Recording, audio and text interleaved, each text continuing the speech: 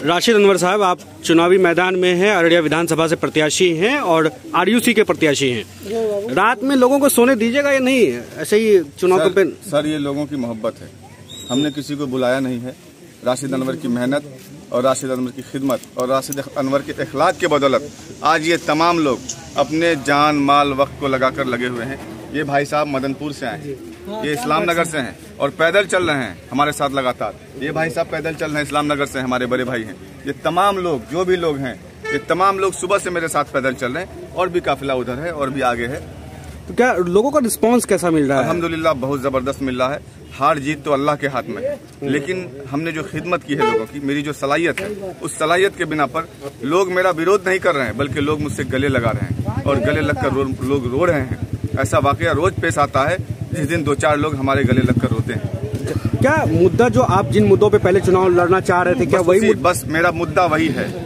हम किसी बैसाखी के मोहताज नहीं हैं। राशिद अनवर अपने आप में एक पहचान रखता है। MIM को भी पहचान अररिया में हम ही ने दिलाया था। MIM को नहीं जानता था लोग, अवैसी साहब को नहीं जानते थे 2016 में लोग, क्योंकि कोई NRC, कोई बाबरी मस्जिद, कोई 3 तलाक का मुद्दा नहीं था। राशिद अनवर उस वक्त से मेहनत कर रहा है जिस वक्त लोग बैठने को कुर्सी नहीं देता था MIM के नाम पर, बल्कि बीजेपी का एजेंट बोल के भगा देता था। हमने तब से मेहनत की और मैं तन्हा था, और आज जब फल लेने की बारी आई, अख्तरुल ईमान को यह लगा कि राशिद अनवर जीत जाएगा, तो अख्तरुल ईमान ने साजिश के तहत मेरा पत्ता साफ कर दिया और मेरे टिकट को एक पैसे वाले के हाथ में, जो कल तक कांग्रेस में थे, अब्दुल रहमान साहब के बहनोई हैं, जो मौजूदा MLA उसके बहनोई हैं, इंजीनियर मंजूर साहब, उनके हाथों में टिकट भेज दिया। साजिश रची मेरे साथ। खैर, जिसका कोई नहीं होता उसका खुदा होता है। लोग आज मेरे साथ हैं, लोगों की मोहब्बत, लोगों की उनसियत, वो मेरे साथ है। अल्लाह की ज़ात से उम्मीद है कि मैं जरूर कामयाब होऊंगा इंशाल्लाह। आपके सामने JDU है, MIM है, कांग्रेस है और निर्दलीय भी प्रत्याशी हैं और अलग अलग दलों से हैं। हमारी मेरी लड़ाई सीधे JDU से है, कांग्रेस से नहीं है। कांग्रेस के जो 10 साल से उम्मीदवार, जो 10 साल से मौजूदा विधायक रहे हैं, ये सब मजबूरी पर वोट लेते हैं, बीजेपी का डर दिखाकर वोट लेते हैं। मैं लोगों से साफ कहना चाहता हूं कि अब कांग्रेसियों, आप लोग कान खोलकर सुन लीजिए। अब आप जो ये डराएंगे, काम की बुनियाद पर वोट लीजिए। आपके MLA घरों में बैठकर रहते हैं, किसी के सुख और दुख में शरीक नहीं होते हैं।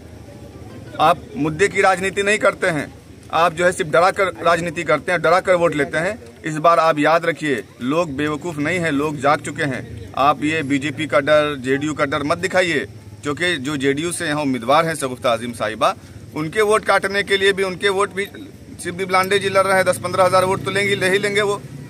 जो विनोद राय हैं, अररिया के MLA रहे हैं, उमा टाकीज के मालिक हैं, उनका बेटा भी चुनाव लड़ रहा है। 4-5 हजार वोट तो वो काट लेगा, 15 से 20 हजार वोट तो JDU के खाते से चला गया है।